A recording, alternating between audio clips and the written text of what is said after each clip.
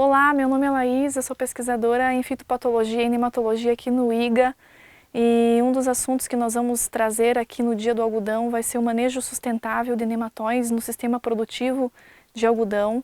Esse é um dos problemas que mais ocorrem aqui nas regiões produtoras de algodão, tanto no estado de Goiás quanto nos outros estados produtores, né? E esse problema ele é causado, né, por um verme microscópico, que são os nematóides. Tem uma ocorrência no solo, então eles são protegidos pelo solo e tem uma certa dificuldade em relação ao seu manejo, principalmente porque as estratégias que são adotadas não têm uma eficiência de 100%, uma única estratégia não tem uma eficiência de 100%. Nós temos que estar integrando medidas para a gente obter um bom desempenho das cultivares em relação a essa doença. E em relação a isso, né, as principais espécies que ocorrem são o meloidógene, que é o nematóide das galhas, né, que tem uma ocorrência aqui, de acordo com o levantamento feito 2 safras atrás, tem uma ocorrência em torno de 12% das áreas produtoras de algodão aqui no estado. O Rhotilenculus reniformes, que é um nematóide reniforme, ele tem uma ocorrência de em torno de 7% das áreas, e o Pratylenchus brachiurus, que é o nematóide das lesões radiculares, que tem uma ocorrência em torno de 95% das áreas. As amostragens têm mostrado que eles ocorrem em grande parte dessas propriedades. E a ocorrência dessas espécies, elas principalmente são levadas ao monocultivo, né, de culturas hospedeiras, como é o caso dos grãos e fibras, porque nós temos aí tanto a soja como hospedeira e o algodão, né, então eles são problemas que ocorrem aí no sistema produtivo, não só apenas na cultura do algodão. E o cultivo, né, o monocultivo delas fez com que essa população desses nematóides viessem a aumentar nos últimos anos, o que consequentemente vem trazendo perdas também em produtividade. E esses nematóides, como eu já havia dito, né, eles são microscópicos, estão no solo, então o produtor ele não vê diretamente o nematóide atacando a planta, né, o que são observados no campo são os sintomas reflexos indiretos na parte aérea, que são as reboleiras, são plantas são menores em tamanho, parecendo que tem uma certa deficiência nutricional, mas quando a gente faz uma análise no sistema radicular, a gente observa que é a ocorrência dos nematóides. Então eles penetram no sistema radicular, formam galerias, né, ou então induzem a formação de sítio de alimentação, fazendo com que ocorra aí um desequilíbrio na planta, injetam toxinas no sistema radicular, e aí nós temos aí plantas menores, plantas reduzidas e com produtividades menores também, né? Então, esses 3 nematóides, eles ocorrem principalmente porque eles já são nativos dos solos brasileiros, né? Então a população veio aumentando com o monocultivo. E o primeiro passo que o produtor deve ter em relação a manejo de nematóides na sua área é reconhecer qual é a espécie que está ocorrendo ali. A partir disso, de você identificar a espécie e quantificar a espécie, nós podemos então definir estratégias de manejo, a melhor estratégia de manejo. Cada propriedade, dentro da propriedade, cada talhão, vai ser necessário levar então um manejo diferente. Exatamente por conta da complexidade do manejo dos nematóides, sendo necessário adotar mais uma estratégia de manejo. Então a amostragem ela é importante, áreas que nós não observamos reboleiras, o caminhamento da área é de maneira em zigue-zague, aleatória, né?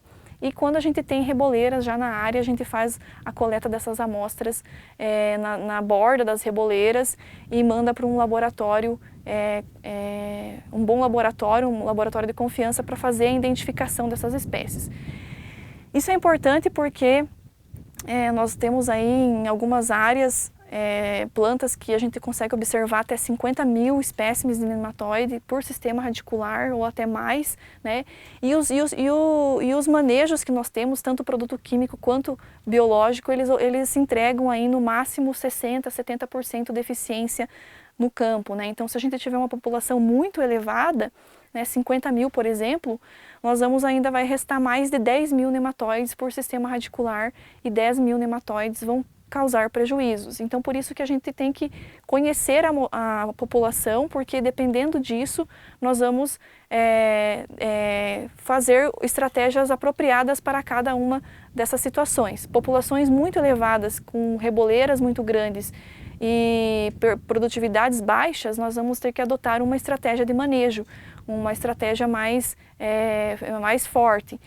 Há áreas em que nós temos populações médias a baixas, a gente vai ter que adotar algumas estratégias diferentes, mas talvez apenas com alguns produtos, ou cultivar resistente e fazer um monitoramento constante todo ano para a gente fazer a avaliação se a população ou o manejo estão funcionando, né?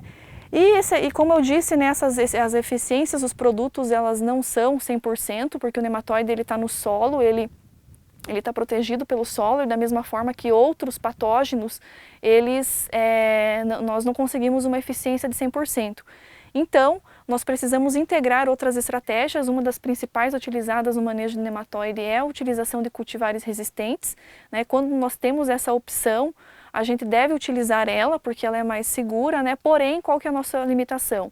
Nós não temos cultivares resistentes a Pratylencos brachyurus, né? Apenas algumas cultivares aí que entram no sistema que tem um fator de reprodução mais baixo, mas a gente não tem nada de resistência para Pratylencos.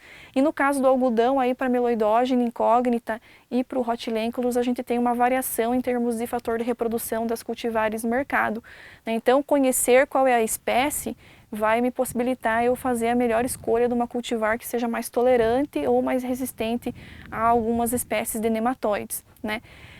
Uma das limitações outra limitação em relação à utilização de cultivar resistente, que a gente observa em alguns estudos que ocorre uma variação em termos de fator de reprodução, dependendo da região. Então, a gente observa que tem populações mais agressivas que outras, né? Então, isso pode fazer com que o desempenho da minha cultivar seja boa em determinado local e não seja tão boa em outro, né? Então, a gente tem que estar sempre aliando as cultivares resistentes com alguma outra estratégia de manejo. Outra estratégia importante é o uso de cultivares do controle cultural, que é a rotação de culturas, a destruição de soqueiras, né? Por quê? Porque nós precisamos, quando as populações estão altas, estão elevadas, a gente precisa diminuir essa população do nematóide para um nível que não cause dano, né? Então, você colocar plantas no sistema que não multipliquem o nematóide é importantíssimo.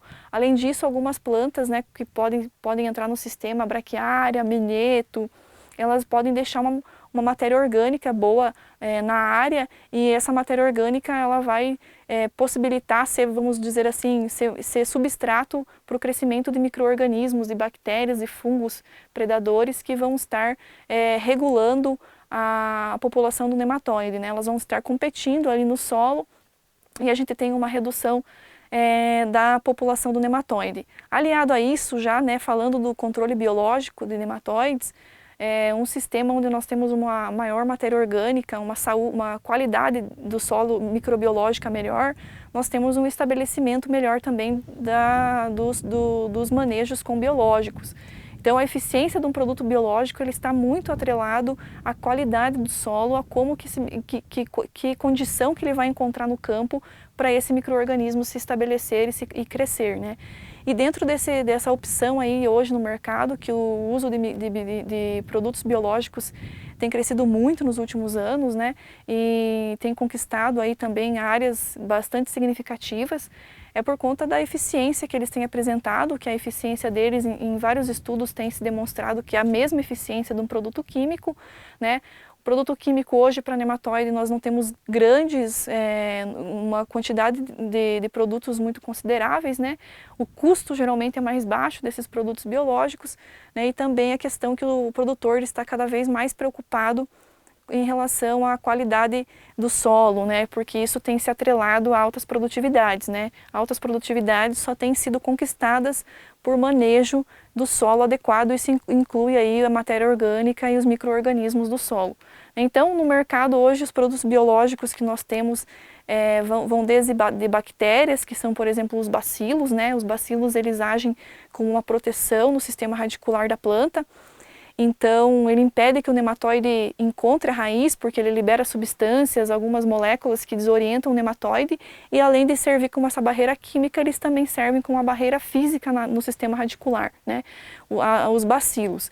E temos também os fungos, como por exemplo o tricoderma, pocônia, que eles também têm um efeito, aí, um crescimento endofítico na raiz, mas eles também agem aí sobre o nematóide, eles parasitam o nematóide, se alimentam tanto de juvenis, quanto de ovos, quanto massa de ovos, reduzindo então a população desse nematóide, né? Então, eu conhecer qual é o mecanismo de ação desses biológicos é importante. Porque se eu estou querendo proteger a minha cultura, eu posso estar utilizando bacilos, né? Mas se eu estou visando o algodão e, por exemplo, na entre-safra eu posso estar utilizando um fungo, né, que vai agir sobre o nematóide, sobre uma população de Rhotilenculus, por exemplo. Então eu tenho que conhecer esses mecanismos. E em relação à compatibilidade desses produtos, a gente observa que alguns deles têm entrado no mercado com misturas, né? Mas tem que se observar, tem que se ter atenção em relação a elas, porque também a gente tem observado em vários estudos que pode haver uma incompatibilidade em relação à mistura de alguns micro-organismos. Então, o controle biológico é uma opção muito importante, muito viável hoje no sistema. E além disso, nós temos também os produtos químicos, né? O manejo com produtos químicos, que vem desde tratamento de sementes, que é considerado importantíssimo, né, para o estabelecimento da cultura, e também em suco de plantio. E esses produtos em TS mesmo, a gente tem tanto suco de plantio como TS, a eficiência deles vão durar aí de 20 a 30 dias no campo, dependendo das condições ambientais. Então eu vou conseguir proteger a minha cultura nesse início, né, com o TS, mas o tratamento em suco de plantio também vem apresentando resultados bons, principalmente com alguns produtos que estão entrando no mercado, como por exemplo a molécula Flopiram, que a gente tem observado em alguns estudos que tem diminuído significativamente as populações de nematóides. E esse é um produto que está entrando para o algodão aí, já está registrado para soja, vai entrar no algodão. E tanto em tratamento de semente, TS, quanto também em aplicação de suco de plantio, a molécula Flopiram é uma nova molécula que está entrando no mercado. Só que, como a gente já falou no início, né, manejo de nematóides você não faz com apenas uma estratégia ou você visando apenas a cultura do algodão. A gente começa fazendo o manejo na cultura que antecede, né, se for no caso soja, safra e algodão safrinha, é recomendado a gente fazer a utilização aí já de alguma estratégia de manejo na soja e depois também no algodão, visando o algodão. E integrar sempre as medidas de manejo, né?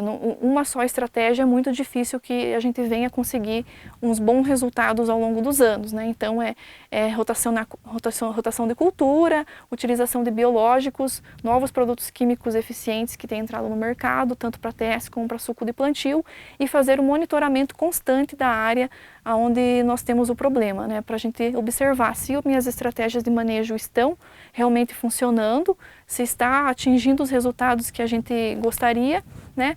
E também posicionar novas estratégias de manejo, como a gente já havia comentado, né? Populações muito altas, reboleiras muito grandes, a gente adota uma estratégia.